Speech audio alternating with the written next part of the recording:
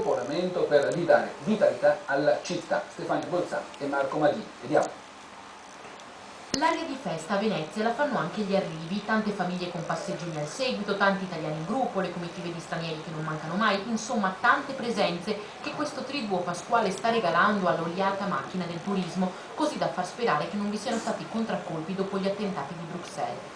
A voler pensar male però troppo poco tempo forse per riuscire a cancellare le prenotazioni e disdire il viaggio senza rimetterci i soldi di treno, aereo e hotel, anche se di fatto chi incontriamo a spasso per la città non sembra affatto preoccupato dalla minaccia terroristica. Ho fatto Miami, New York, Columbia, quindi se deve succedere, succede. Diciamo che purtroppo il periodo non è dei migliori, ma è meglio non pensarci. Chi voleva visitare Venezia dunque non ha cambiato programmi, ma già nelle scorse settimane le agenzie di viaggio avevano registrato un calo significativo delle prenotazioni per Pasqua.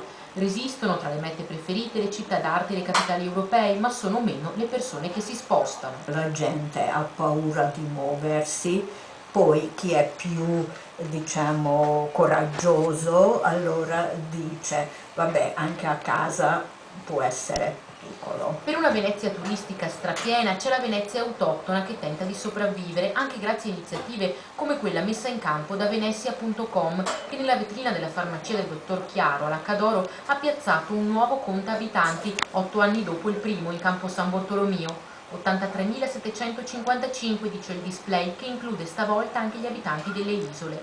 Il conto abitanti verrà aggiornato settimanalmente sulla base dei dati forniti dall'anagrafe comunale. Da decenni però la popolazione veneziana è in continuo calo. La grande opera attuale non è costruire il ponte nuovo o qualcosa di nuovo, è mantenere e riportare i veneziani a Venezia. Si dice che almeno la metà degli abitanti del mondo passeranno per Venezia una volta in vita. Per farlo deve essere sana.